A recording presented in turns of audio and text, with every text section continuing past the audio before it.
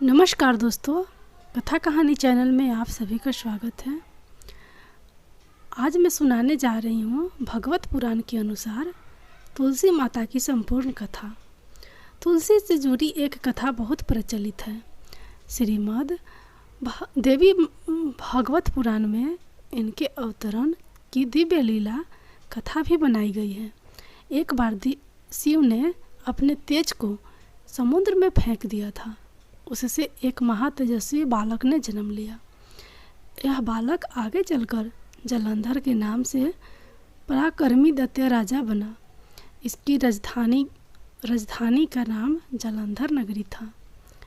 दैत्यराज कालनेमी की कन्या बिंदा का विवाह जलंधर से हुआ। जलंधर महाराक्षस था। अपनी सत्ता के मद से चूर उसने माता लक्ष्मी को पाने की कामना से युद्ध किया, परंतु समुद्र से ही उत्पन्न होने के कारण माता लक्ष्मी ने उसे अपने भाई के रूप में स्वीकार किया। वहां से पराजित होकर वह देवी पार्वती को पाने की लालसा से कैलाश पर्वत पर गया। भगवान देवाधिदेव शिव का ही रूप धर कर माता पार्वती के समीप गया, परंतु माँ ने अपने योग बल से उसे तुरंत पहचान लिया तथा वहाँ से अंतर्ध्यान हो गई।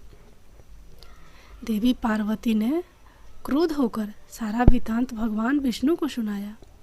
जलंधर की पत्नी वृंदा अत्यंत पतिव्रता स्त्री थी। उसी के प्रति व्रत धर्म की शक्ति से जलंधर न तो मारा जाता था और ना ही पराजित होता था। इसलिए जलंधर का नाश करने के लिए वृंदा के पति व्रत धर्म को भंग करना बहुत जरूरी था।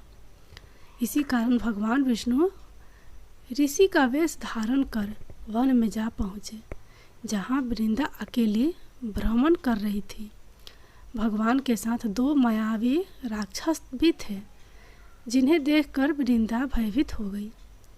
ऋषि ने वृंदा के सामने पल में दोनों को भस्म कर दिया। उनकी शक्ति देखकर वृंदा ने कैलाश पर्वत पर महादेव के साथ युद्ध कर रहे अपने पति जलंधर के बारे में पूछा। ऋषि ने अपने माया जाल से दो वानर प्रकट किए। एक वानर के हाथ में जलंधर का सिर था तथा दूसरे के हाथ में धर। अपने पति की यह दशा देखकर वृंदा मूर्छित हो गई, मूर्छित होकर गिर पड़ी। होश में आने पर उन्होंने ऋषि रूपी भगवान से विनती की कि वह उसके पति को जीवित करे।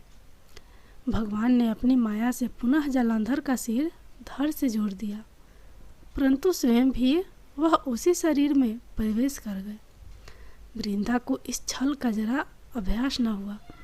जलंधर बने भगवान के साथ वृंदा पतिव्रता का व्यवहार करने लगी, जिससे उसका संतित्व भंग हो गया। ऐसा होते ही वृंदा का पति जलंधर युद्ध में हार गया। इस सारी लीला का जब वृंदा को पता चला तो उसने क्रुद्ध होकर भगवान विष्णु को शिला होने का श्राप दे दिया तथा स्वयं सती हो गई। जहाँ वृंदा भस्म हुई वहाँ तुलसी का पौधा उगा। भगवान विष्णु ने वृंदा से कहा, हे वृंदा, तुम अपने सतीत्व के कारण मुझे लक्ष्मी से भी अधिक प्रिय हो गई हो। अब तुम तुलसी के रूप में सदा मेरे साथ रहोगी। जो मनुष्य भी मेरे शालिग्राम रूप के साथ तुलसी का विवाह करेगा, उसे इस लोक और परलोक में विपुल यश प्राप्त होगा। जिस घर में तुलसी होती है वहाँ यम के दूत भी असमय नहीं जा सकते। गंगा व नर्मदा के जल में स्नान तथा तुलसी का पूजन बराबर माना जाता है। चाहे मनुष्य कितना भी पापी क्यों न हो, मृत्यु के समय जिसके प्राण मंजरी रहती तुलसी और गंगा जल मुख में रख कर निकल जाते हैं, वह पापों से मुक्त होकर वैकुंठ धाम को प्राप्त होता है।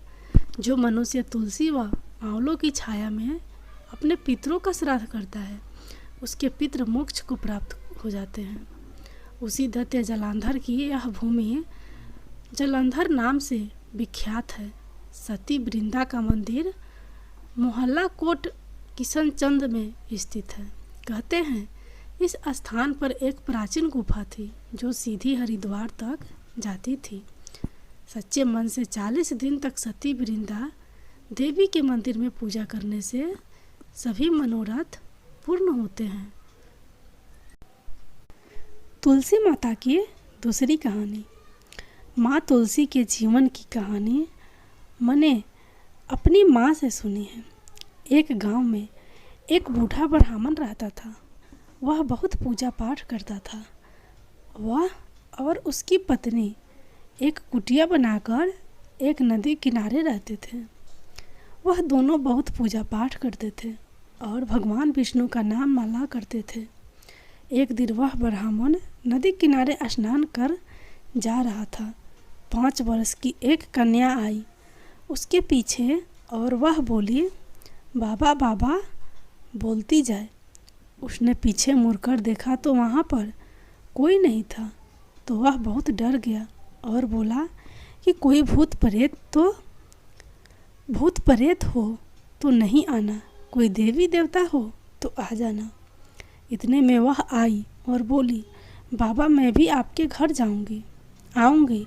बाबा मैं भी आपके साथ चलूँगी। बाबा लड़की का हाथ पकड़कर घर ले गया तो ब्राह्मणी बोली, यह कन्या कौन है? वह बोली कि माँ मैं आपकी बेटी हूँ। ऐसा कहकर वह वहीं पर रहने लगी। धीरे धीरे वह बड़ी होने लगी तो उन दोनों ने उसका नाम तुलसी रखा। वह उसे बहुत प्यार से रखते थे और बहुत सेवा करते थे। उन्होंने उसका नाम तुलसी रखा। तुलसी माँ धीरे धीरे बड़ी हो गई तो उनको विवाह की चिंता हुई। तो वह बोले कि इनके लिए कोई सुयोग वर ढूंढ कर लाओ। तो तुलसी माँ बोली कि मेरे लिए ढूंढने की कोई आवश्यकता नहीं है। मुझे तो श्री कृष्ण आएंगे और कार्तिक मास में वैकुंठ एकादशी को आएंगे। कार्तिक मास की वैकुंठी एकादशी को आएंगे। उनका विवाह मेरे साथ कर दिया।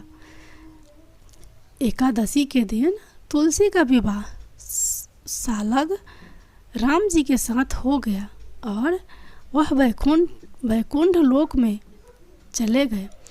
तो ब्राह्मणी ने दोनों रोने लगे।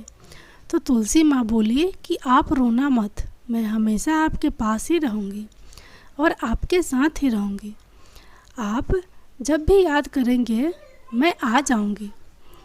आप अपने आंगन में एक तुलसी का पौधा लगाओ और उसकी पूजा अर्चना करो, जल दो और दीपक लगाओ। तुलसी माता की जय।